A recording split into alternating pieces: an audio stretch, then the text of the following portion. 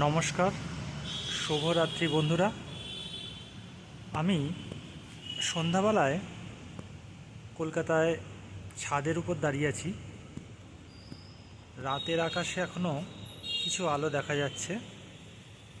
দূরে বাড়িগুলোতে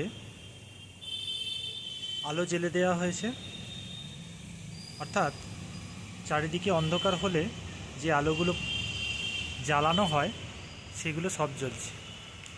কিন্তু এটা দেখানো আমার উদ্দেশ্য নয়। আমি আজকে একটা দুর্লভ জিনিস আপনাদের দেখাচ্ছি। দেখুন, দেখতে পাচ্ছেন উজ্জ্বল আলো। এবারে আমি একটু জুম করে দেখাই। লক্ষ্য করুন, দোকানটার নাম দেখুন, ইস্ট ইন্ডিয়ান বেকারি। সালটা কত জানেন? 1945, অর্থাৎ 1947 সালে ভারত স্বাধীন হয়। তার 2 বছর আগে তৈরি সেই ইস্ট ইন্ডিয়ান বেকারির দোকান এখানে রয়েছে। ভাবতে পারছেন, স্বাধীনতার এত বছর পরেও এই দোকানটি এখনও স্বমহিমায় বিরাজমান। ভালো লাগলো না একটা অবাককর দৃশ্য দেখে? আশা করছি এই ভিডিওটি আপনাদের খুব ভালো লেগেছে।